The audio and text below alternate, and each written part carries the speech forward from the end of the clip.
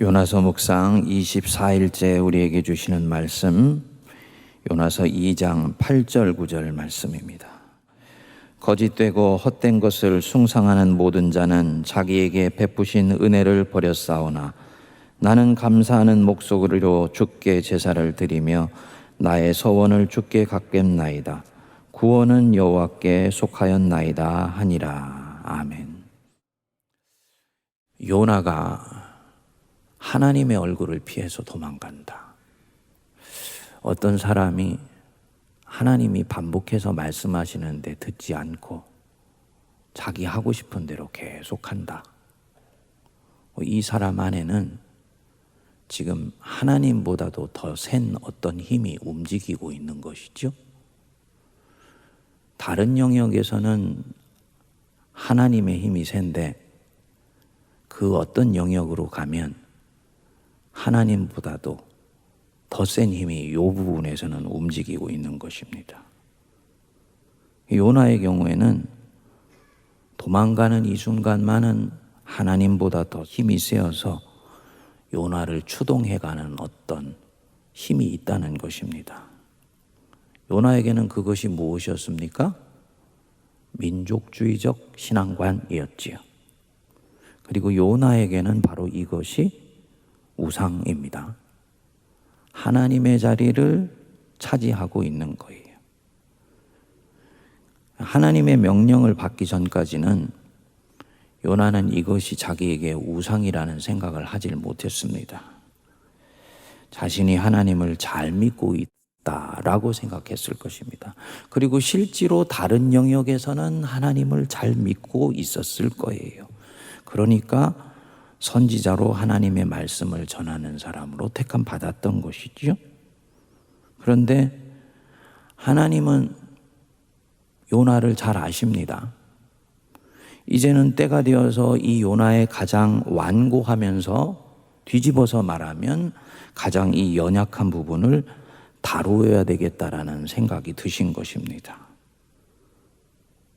그래서 결국은 찾아오셔서 말씀하시고 요나는 튀겨져 나갔지요.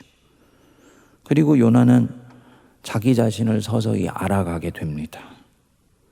처음에는 자신이 가지고 있는 이 민족주의적 신앙관이 옳은 것으로 생각해서 하나님 앞에 고집을 부렸는데 폭풍을 만나고 바다에 던져지고 또 물고기 뱃속에 들어가 있게 되면서 하나님이 주신 시련과 역경이 반복해서 자기 안에서 일어나면서 자기가 이 영역에서는 참 하나님이 아니라 거짓된 우상을 섬기고 있었구나 라는 것을 깨닫게 됩니다. 요나가 이제 오늘의 이 노래시에서 자신이 우상을 섬기며 살았던 세월에서 벗어나서 참 하나님만을 온전히 섬기는 사람이 된 것에 대해서 노래하고 찬송합니다. 8절을 보시면 거짓되고 헛된 것을 숭상하는 모든 자는 자기에게 베푸신 은혜를 버렸사오나. 이 코로나 같은 전염병이나 재앙이 닥쳐오면 내 신앙의 옥석이 가려지게 됩니다. 개인에게 역경이나 시련이 찾아오게 되면 이 자체는 아주 성가신 일이지만 이것은 여태까지 내가 가지고 있었던 신앙 속에 가려져 있었던 어떤 신앙의 실체를 드러내주게 돼요. 그래서 좋은 면에서건 실망스러운 면에서건 나의 참모습이 드러나게 됩니다. 내가 진정 무엇을 믿고 있는 것인지, 진짜 내가 섬기고 있는 신이 어떤 신인지 이것이 드러나게 됩니다. 거짓되고 헛된 것을 숭상하는 모든 자, 즉 우상을 섬기는 자이지요. 그것이 자기가 스스로 만든 우상이건 다른 사람이 만들어서 내게 이거 하나님이야 라고 말을 해주는 우상이건 이 우상의 특징이 있습니다. 모든 우상은요, 내게 행복을 가져다 주겠다고 약속을 합니다. 생명을 준다고 약속합니다. 나를 안전하게 지켜주겠다고 약속합니다. 하지만 그 말은 거짓말이에요. 우상의 속성은 여기서 거짓되고 헛된 것이다 라고 말을 했지요. 무슨 뜻일까요? 생명도 주지 못하고 행복하게 해주지도 못하고 나를 안전하게 지켜주지도 못해요. 광야에서 이스라엘 백성들이 모세가 없는 동안에 만들었던 금송아지, 그들은 그 금송아지를 품에 안고 있으면 이것이 하나님이야 라고 본인들이 명칭하면 그것이 자기들을 지켜줄 것이라고 생각했습니다. 지켜주지 못했지요. 행복을 가져다 주지 못했지요. 생명을 주지 못한 것은 말할 것도 없습니다. 어떻게 여러분, 사람이 만든 것이 하나님만이 다룰 수 있는 이 생명을 지켜주고 성장시켜 줄 수가 있겠습니까? 근데 현대에서 이 금송아지는 다른 것으로 얼굴을 바꿔치기해요. 고대에서보다 훨씬 아주 교묘하고 세련되며 그것이 금송아지고 우상인 것을 분별하기 힘든 모습으로 우리에게 다가옵니다. 하나님의 구속사도 발전을 하지만 그 구속사를 가로막는 이 마귀의 역사도 훨씬 고대 때보다는 더 아주 교묘해지고 아주 세련되어졌다는 것을 우리가 늘 염두에 둬야 됩니다. 그래서 이 금송아지는 현대에서 아주 다양한 모습으로 얼굴을 바꿔치기 하면서 하나님 백성들의 가는 걸음을 막는 거지요. 그때나 지금이나 있는 금송아지, 돈이죠, 만몬이즘, 우리 신앙인들의 영혼을 깊이 장악을 하고 있습니다. 편리하게 해준다고 약속을 해요. 이것이 없으면 사실 불편합니다. 그런데 문제는 하나님의 자리를 대신한다는 거예요. 요즘 그 넷플릭스에서 아주 세계적으로 히트를 치고 있는 오징어 게임이라는 드라마가 왜 그렇게 많은 사람들의 소위 공감을 얻겠습니까? 그 오징어 게임에 나오는 우상은 하나입니다. 돈이에요. 그런데 그 드라마를 보면서 우리 사는 삶의 현실을 상당히 실체적으로 드러내 보여주고 있기 때문에 사람들이 공감을 하는 것이거든요.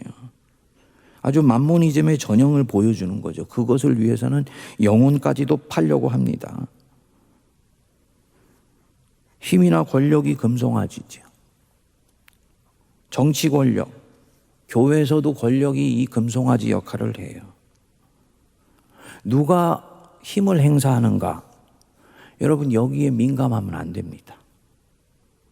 내가 가지고 있는 조금이라도 힘을 놓치게 될까 봐 얼마나 우리 안에서 예민한지 모릅니다. 힘이 지금 우상의 자리를 차지하고 있는 것입니다. 안전이 우상의 자리를 차지하고 행복 자체가 우상이에요. 자크 엘룰이라는 프랑스의 복음주의 신앙인이 이 요나서를 묵상하면서 우상의 특징에 대해서 이렇게 말했습니다. 우상은 그것이 어떤 것이건 나에게 사랑을 주지는 않는다. 어떤 사람에게 정말 필요한 것은 사실은 다른 어떤 것이 아니고 사랑과 자비인데 이 우상은 사랑을 주지는 못한다는 거예요. 왜냐하면 이 우상들은 마음이 없기 때문이다. 저는 아주 공감이 되더라고요. 하나님이 정말 우리에게 사랑을 주실 수 있는 그 능력이 어디 있습니까? 그분은 우리를 꿰뚫어 보시는 거예요. 그리고 우리의 마음속에 정말 무엇이 필요한지를 아시는 분입니다. 그리고 이 하나님이 가지고 있는 마음이라는 것은 인간이 가지고 있는 섬세하고도 따뜻하고도 자상하며 온전한 마음에 100배, 1000배, 10,000배의 마음을 농축해서 가지고 계신 분이 이 하나님의 마음입니다. 그리고 그렇기 때문에 이 마음으로 우리를 살피시는 거잖아요. 근데 우상은 마음이 없어요. 마음이 없기 때문에 정말 우리 마음에 필요한 것을 줄 수가 없습니다. 이 자클레릴이 바로 그것을 꿰뚫어 본 것이죠. 아주 귀한 통찰입니다. 우상은 마음이 없다. 그래서 우리 마음에 정말 필요로 한 것을 알지도 못하며 줄 수도 없다. 하지만 이것은 계속 우리에게 내가 너에게 그거 줄 수 있어 하고 거짓되게 약속한다는 것입니다. 정말 우리에게 필요한 것은 사랑인데 돈이나 권력이나 명예나 이데올로기나 이념이나 그 우상이 어떤 것이든 그것은 내게 사랑을 주지는 못한다. 반대로 이 우상에 빠져 있으면 내 사랑은 다 가져가 버립니다. 나로 하여금 영혼까지 넘겨줄 정도로 집착하게 만들어요. 그리고 내게는 모든 건 약속하지만 정작 중요한 것은 주지를 못하는 거지요. 그래서 이 관계가 계속되면 어떻게 되냐? 이 사람의 영혼이 피폐하게 되는 거예요. 나로 하여금 집착하게 만드는데 이 집착으로부터 노임받을 사랑의 힘은 주지 못하기 때문에 점점 이것에 매이는 것입니다. 질문이 나오지요. 근데 왜 우리가 이런 것들을 계속 쫓아가나? 특히 이 성경 여기서 얘기하는 이 우상이라는 것은 믿는 사람들 안에 있는 우상일 것인데 하나님 백성들은 왜 이런 것들을 놓아버리지를 못하는가? 아까 잠깐 말씀드린 부분입니다만 가면 쓴 천사로 위장해서 온다니까요. 가면을 쓰고 하나님 얼굴을 하고 내게 다가온다니까요. 아담에게 와서 유혹했던 그 사탄, 그 진짜 뱀의 얼굴이라 생각한다면 금방 알아채지요. 뱀의 얼굴이 아니었겠지요. 누구보다도 나를 사랑하고 위해주는 그런 인격체의 모습으로 왔겠죠. 그러니까 알아보지를 못하죠.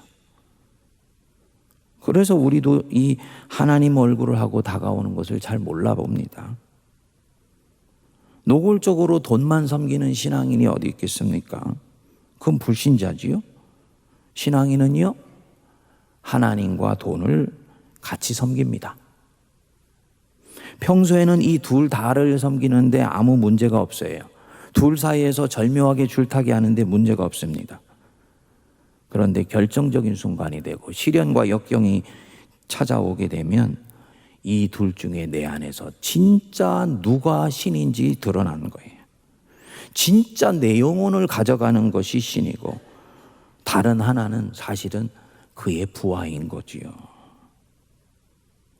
돈 말고 하나님 자리를 차지하려고 하는 내 안에 있는 모든 것, 그것이 힘이건 권력이건 명예건 이념이건 신념이건 이데올로기건 위기의 때라든지 곤고한 때라든지 요나에게처럼 하나님이 찾아오셔서 하기 싫은데 하라고 말씀하실 때 진짜 내가 요것에 관해서는 누구를 섬기고 있는지 드러나는 것입니다.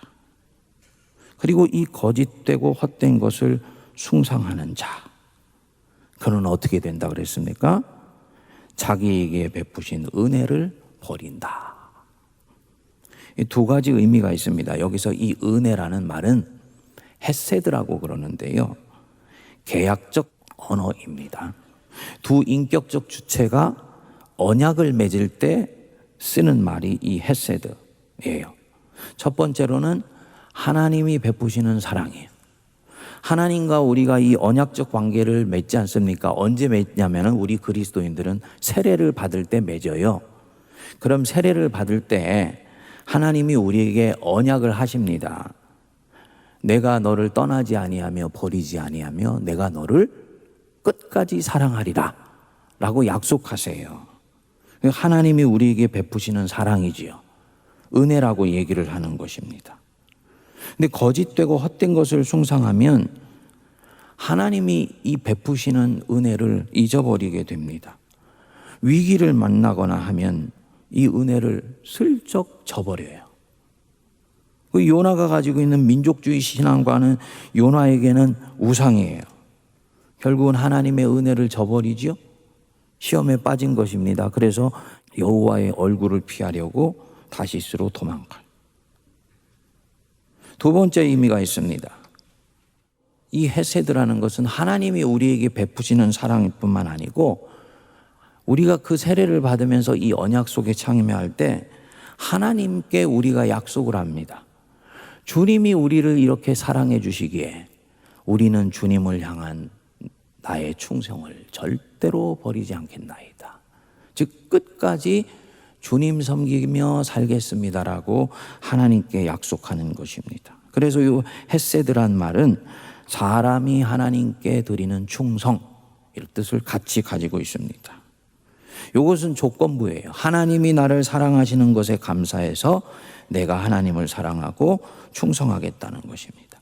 당연히 시련과 역경이 찾아와도 충성합니다.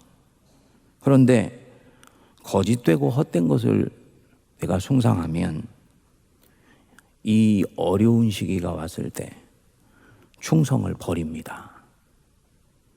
거짓된 거 섬기면서 사랑을 온전히 공급받지 못했거나 사랑받고 있는데도 사랑받고 있다는 것을 경험하지를 못했기 때문이지요. 반대로 내가 참 하나님을 섬기면 그는 다릅니다. 자기에게 베푸신 은혜를 어떤 경우에도 기억하면서 하나님께 끝까지 충성하려고 그럽니다. 정말 하나님이 귀하게 여기시는 충성이에요. 일이 잘 풀리고 하나님께 감사할 만한 일이 태산처럼 쌓였을 때 충성하는 것은요, 그것은 주님이 주신 것이 고마워서 충성하는 그런 것일 경우들이 대단히 많습니다. 근데 어떤 경우에는 하나님께 충성할 만한 의욕이 일어나지 않는 경우가 있어요. 내가 하나님을 향해 가졌던 모든 열망이 열악한 환경과 여건 속에서 완전히 소진되어 버렸습니다. 그런데 바로 그때 의욕 잃은 의무를 하나님을 향한 의지 하나로 꾸역꾸역 감당해내려고 할 때 하나님이 얼마나 이 의지를 기뻐하시는지 모릅니다. C.S. 루이스가 쓴 스크루테이프의 편지에 보면 그 사탄이 사람을 어떻게 넘어뜨리는지에 대해서 자기 그 조카에게 편지를 쓴 책이거든요. 거기에 보면 사탄이 그렇게 얘기해요. 우리는 의욕을 잃은 의무를 의지 하나로 감당해내려고 하는 적들을 만날 때 가장 무서워하고 두려워해야 된다, 이렇게 얘기를 해요. 여기서 이 적들이라는 것은 순전한 그리스도인을 얘기를 하는 것입니다. 이들은 우리가 쓰는 다른 어떤 계략에도 넘어가지 않고 어떤 술척도 통하지 않는 사람들이 됐기 때문이다. 이들은 우리에게서는 가장 무서워해야 될 사람들이다 라고 얘기를 합니다. 뒤집어서 얘기하면요, 바로 이 사람이 진정 하나님을 섬기는 자입니다. 여러분, 요나는 물고기 뱃속에서 회개하지요. 한때는 거짓되고 헛된 것에 속아 넘어갔지요. 그래서 참 하나님을 섬기는 것에 실패하고 은혜를 저버렸어요. 하지만 하나님이 그에게 기회를 주시고 당신이 약속하신 대로 헤세드, 한없는 은혜를 계속 베풀어 주셨을 때 그는 결국은 돌이키게 됩니다. 그리고 이제부터는 그렇게 살지 않겠다고 결심하는 시가 바로 이 8절 9절 말씀이에요. 거짓되고 헛된 것을 숭상하는 모든 자는 자기에게 베푸신 은혜를 버렸사오나 나는 이제 감사하는 목소리로 주께 제사를 드리며 나의 소원을 주께 갚겠나이다. 구원은 여호와께 속하였나이다. 이 마지막 구절의 찬양이 우리의 찬양이 될 수 있게 되기를 바랍니다. 하나님, 요즘 의욕이 없어요. 제가 여러분들에게 고백한 대로 이상학 목사 갱년기가 되니까 사는 것이 재미가 없습니다. 그런데 진짜 이때 하나님이 좋아하시는 것이 뭐냐? 의욕을 잃은 의무를 하나님을 사랑하는 가느다란 그 열망 하나로 집요하게 추구해 나갈 때 열매의 결실과 상관없이 마귀는 무서워하며 하나님은 천상에서 무엇보다도 기뻐하신다. 나는 감사하는 목소리로 주께 제사를 드리며 나의 소원을 주께 갚겠나이다. 구원은 여호와께 속하였나이다.